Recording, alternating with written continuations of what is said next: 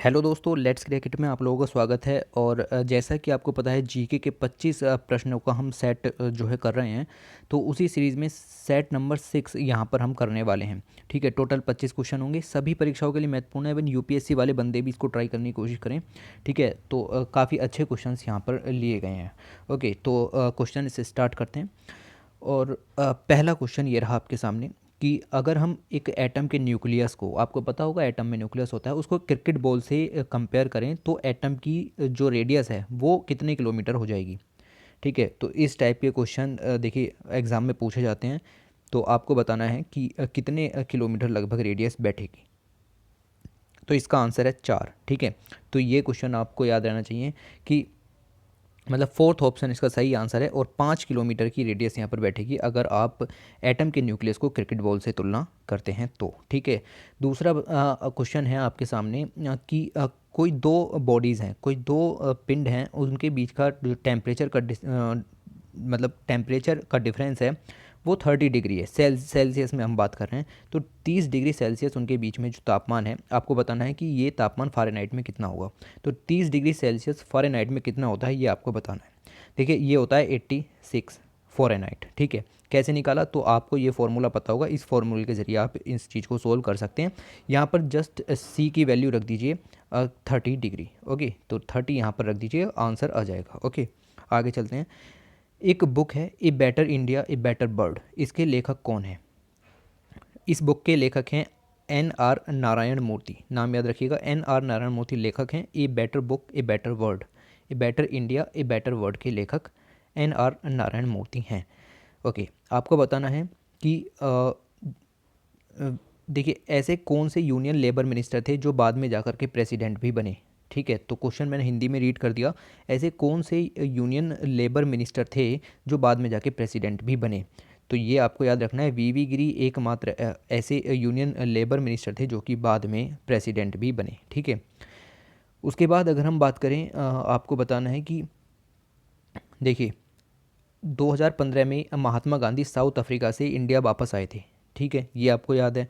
ठीक, तो कौन से महीने में वो वापस आए थे। तो 1915 के कौन से महीने में महात्मा गांधी साउथ अफ्रीका से वापस आए थे ये आपको बताना है। देखिए ये आए थे जनवरी के महीने में। तो जनवरी 1915 को ये यहाँ पर वापस आए थे। और ये आपको याद होना चाहिए। ठीक है, प्रवासी भारतीय दिवस भी हम जनवरी के महीने में मनाते हैं, आपको याद हो। तो उसी से यहाँ पर इन चीज़ों को आपको याद रखना है। ओके, आपको बताना है एक फेमस मीडिएवल हिस्ट्री के अंदर ट्रैवलर हैं मार्को पोलो। ठीक है, ये कौन सी कंट्री से बिलोंग करती थी। ठीक है, तो मार्को पोलो किस कंट्री से बिलोंग करने वाले ट्रैवलर थे, ये मीडिएवल हिस्ट्री के अंदर आपको क्वेश्चन बनता है, बताइए। तो ये थे आपके वेनिस से, याद रखिएगा। तो वेनिस के ये ट्रैवलर थे और ये इंडिया की विज़िट पर थे। आपको बताना है कि देखिए who among the following was one of the speakers after Jawaharlal Nehru to address the parliament on the midnight of 15 August 1947। तो जवाहरलाल नेहरू के बाद जब स्वतंत्र हुआ भारत, तो जवाहरलाल नेहरू ने अपनी स्पीच दी। उनकी स्पीच के बाद किसने अपनी स्पीच दी। तो ये काफ़ी इंपॉर्टेंट अच्छा क्वेश्चन है। ठीक है, डिफ़िकल्ट तो है बट ये अच्छा क्वेश्चन है, याद रखिएगा। सर्वपल्ली राधाकृष्णन जी ने उसके बाद अपनी जो स्पीच दी थी, जब जवाहरलाल नेहरू जी ने अपनी स्पीच दे दी थी 15 अगस्त 1947 को। ठीक है, अगले क्वेश्चन की तरफ चलें। तो आपको बताना है, देखिए एक ऐसी वर्ड है, एक ऐसे पक्षी है जो दूसरे पक्षियों की आवाज़ निकालता है उनसे खाना चुराने के लिए। तो ये क्वेश्चन देख लीजिए आप, किस तरीके के क्वेश्चंस यहाँ पर निकलते हैं। तो एक ऐसा पक्षी है जो दूसरे पक्षियों की आवाज़ निकालता है उनसे खाना चुराने के लिए, वो कौन सा पक्षी है। अब ये ईगल तो है नहीं, आउल भी नहीं है, मैना भी आपने सुना होगा, मैना भी नहीं है। तो एक ही बचता है, ड्रोंगो। ठीक है, तो ये पक्षी है। और ये क्वेश्चन ऐसा नहीं था कि आपको याद करना था। ठीक है, बाकी ऑप्शन एलिमिनेट करके ये क्वेश्चन आपको करना था। उसके बाद मैं बात करूँ फेमटो। ठीक है, आपने पढ़ा होगा जैसे कुछ होता है 10⁻⁻⁶, माइक्रो 10⁻⁻10। ठीक है, एंगस्ट्राम। तो इस तरीके की चीज़ें यहाँ पर होती हैं। तो इसी तरीके से एक टर्म होती है फेमटो। फेमटो 10 की पावर कितनी होती है। ठीक है, आपको बताना है फेमटो 10 की पावर कितनी होती है। -16, -15, -20, -12। तो ये होती है -15। याद रखिएगा, फेमटो 10 की घात -15 को कहते हैं। ओके, आपको बताना है कि which one of the following measures the same quantity as that is measured by the SI unit pascal. देखिए, जिस भौतिक राशि की माप पास्कल में की जाती है, वही भौतिक राशि की माप किसी और चीज़ में भी की जाती है, वो आपको बताना है। ठीक है, तो कहने का मतलब ये है कि पास्कल जिसकी यूनिट है, निम्नलिखित ऑप्शंस में से वही उसकी भी यूनिट है। तो दोनों यूनिट मतलब सेम है, आपको बताना है कि दूसरा नाम क्या है उसी चीज़ को मापने का। ठीक है, तो बताइए। देखिए, ये है टॉर। ठीक है, याद रखिएगा, टॉर पास्कल दाब को मापने की दोनों के दोनों दाब को मापने की इकाइयाँ हैं। उसके बाद बात करते हैं कि इंडिया का ऐसा कौन सा स्टेट है जो कि नॉर्थ, साउथ और वेस्ट तीन तरफ से बांग्लादेश से घिरा हुआ है। तो बहुत इजी क्वेश्चन हो गया। ठीक है, तो त्रिपुरा एकमात्र स्टेट ऐसा है जो कि बांग्लादेश के थ्रू नॉर्थ, साउथ और वेस्ट से घिरा हुआ है। उसके बाद अगले क्वेश्चन की तरफ चलें। प्रोजेक्ट एलिफेंट कौन से ईयर में लाया गया था, इंडिया में लॉन्च किया गया? तो प्रोजेक्ट एलिफेंट कौन से ईयर में लॉन्च किया गया इंडिया के अंदर, आपको बताना है। ये लॉन्च किया गया 1992 को, तो ये याद रखिएगा 1992 को ये लॉन्च किया गया था। आपको बताना है कि ओके, निम्नलिखित में से कौन सा आर्टिकल ऐसा है जिसमें 6 से 14 साल के बच्चों के लिए फ्री एंड कंपलसरी एजुकेशन का प्रोविज़न डाला गया? वो आपको बताना है कि कौन से आर्टिकल के अंदर ये प्रोविज़न डाला गया है, बताइए। देखिए, ये डाला गया 21A के अंदर। ये बहुत ही इजी क्वेश्चन यहाँ पर बन गया। ठीक है, तो जो संशोधन किए गए उसके बाद 21A के अंदर मूल अधिकारों में इसको डाल दिया गया है। ओके, अगले क्वेश्चन की बात करें। निम्नलिखित में से कौन सा बांग्लादेश के अंदर एक सी पोर्ट है? ठीक है, सी पोर्ट का मतलब आप समझते होंगे। तो बांग्लादेश के अंदर कौन सा सी पोर्ट यहाँ पर है? तो 4 दिए गए हैं, फरीदपुर, राजशाही एंड चित्तागोंग और ढाका। आपको बताना है कि कौन सा है। तो चित्तागोंग बहुत ही फेमस है, ये आपको याद होना चाहिए। और चित्तागोंग बांग्लादेश का एक पोर्ट है और ये आपको याद रखना है। आगे बात करें, कदम रसूल मॉस्क। तो एक दरगाह मॉस्क के बारे में पूछा गया है, कदम रसूल मॉस्क। ये जो है वो ब्रिक्स और ब्लैक मार्बल का यूज़ करके बनाई गई। कहाँ पर सिचुएटेड है ये? ठीक है, ये कहाँ पर सिचुएटेड है? तो कदम रसूल मॉल कहाँ पर सिचुएटेड है, ये आपको बताना है। ये सिचुएटेड है गौर में।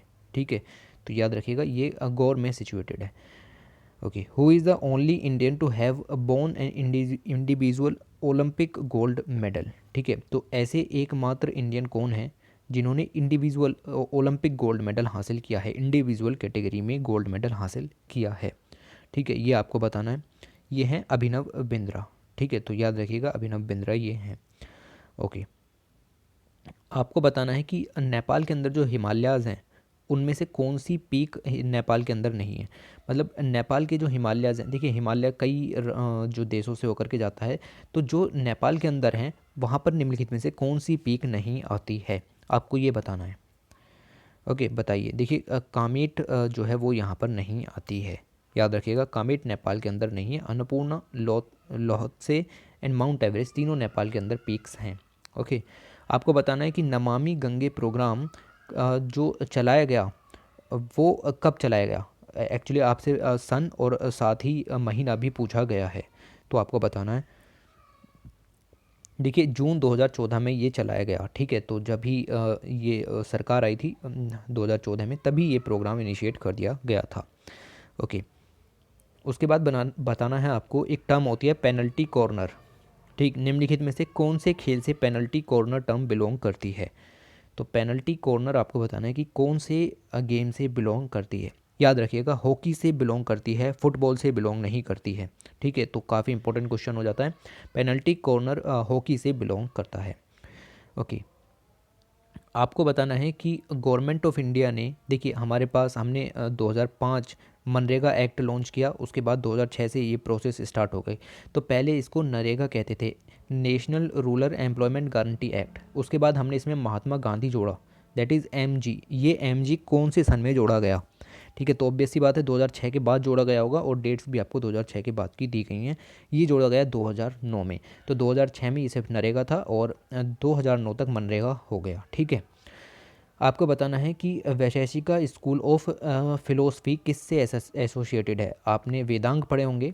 ठीक है। वेदांग के अंदर आपको बताना है कि वैशेषिका जो स्कूल है वो किस से रिलेटेड है। पतंजलि तो हो ही नहीं सकते, योग के हैं, ठीक है। ये आपको इस तरीके से क्वेश्चंस भी एलिमिनेट करने होते हैं, ठीक।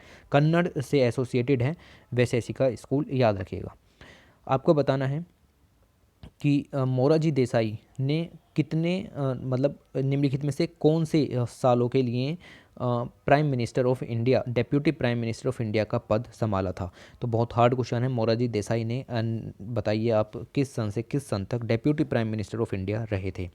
तो ये रहे थे 1967 से लेकर के 1969 तक। तो पहला ऑप्शन यहाँ पर बिल्कुल सही है, याद रखिएगा। उसके बाद बात करें, एक होता है ओशियन एनर्जी कन्वर्जन, ठीक है। ये एक फील्ड है, ठीक है। ओशियन एनर्जी कन्वर्जन एक फील्ड है, जो ओशियन का वाटर होता है उससे एनर्जी कन्वर्ट की जाती है। तो उसके अंदर एक टर्म होती है OTEC। OTEC इसमें टी क्या है, ठीक है, आपको बताना है। अभी आपको ये तो देखिए, ओशियन, ई से एनर्जी, सी से कन्वर्जन, टी क्या है। तो ये आपको टी का मतलब बताना है कि क्या होगा। देखिए ये होगा थर्मल, ठीक है, याद रखिएगा, ओशियन थर्मल एनर्जी कन्वर्जन। उसके बाद आपको बताना है कि जब राजीव गांधी इंडिया के प्राइम मिनिस्टर बने तब उस समय प्रेसिडेंट कौन थे। जब राजीव गांधी इंडिया के प्राइम मिनिस्टर बने तब उस समय प्रेसिडेंट कौन थे। तो ये थे जियानी गेल सिंह या ज्ञानी गेल सिंह, याद रखिएगा, ठीक है। तो ये आपको याद रखना है। उसके बाद लास्ट क्वेश्चन है 25। आपको बताना है कि निम्नलिखित में से कौन सी हड़प्पा साइट है जो राजस्थान में सिचुएटेड है। तो ऐसे क्वेश्चन तो हर पेपर में आ रहे हैं दबा करके, ठीक है। तो आपको बताना है कि कौन सी जो साइट है वो राजस्थान में सिचुएटेड है। कालीबंगा साइट ऐसी है जो कि राजस्थान में सिचुएटेड है, आपको याद रखना है। ओके, तो ये चीज़ें इस तरीके से यहाँ पर हैं। और ये हमारे 25 क्वेश्चन की लास्ट स्लाइड, और इसी के साथ हमारा जो सेट 6 है वो यहाँ पर कंप्लीट हो गया। कमेंट में बताइए कितने क्वेश्चन आपके सही हुए और क्वेश्चन का लेवल कैसा था, आपको पसंद आया या नहीं, वो भी आप कमेंट करके बता सकते हैं। Thanks for watching, take care.